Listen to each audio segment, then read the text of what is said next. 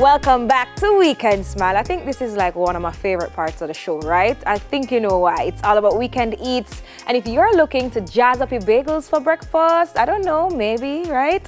Joining us this morning is the Bagel Shop founder, Nekeisha Critchlow. Hi, Nekeisha. Welcome to Weekend Smile. Thanks for having me. Ooh, I'm a little bit hungry. It's early in the morning. So I am excited, Nekeisha, to have you here with us this morning.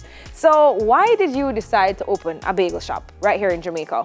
Okay, well, I have always loved food. I'm a huge foodie, and I've worked in the food industry for some time.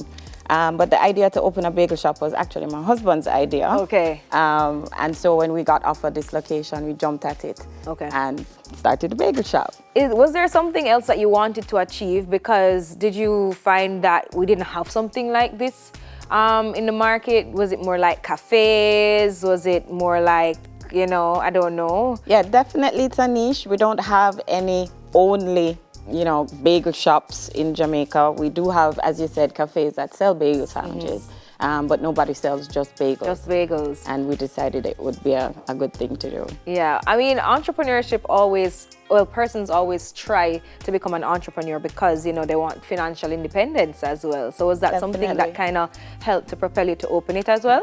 Of course, you know, that's the end game. And then when you have children, you know, you want to leave something behind for them to take up the mantle with and, you know, follow along, you know, your footsteps. So that was definitely a motivating factor in opening our own business. Okay, how has it been for you so far?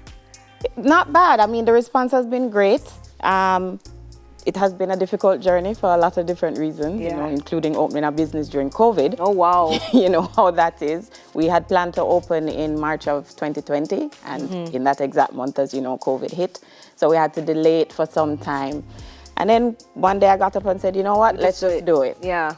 So we opened February 16, 2021. Wow. The response has been great. Do you have any tips for persons, though, who might want to get into the food industry or even just to become an entrepreneur, especially during this time? Because we're kind of just coming out of COVID, you know, things kind of just opening up back again. Yeah. So do you have any tips for persons who may be interested? I would say, don't let the fear hold you back, just do it.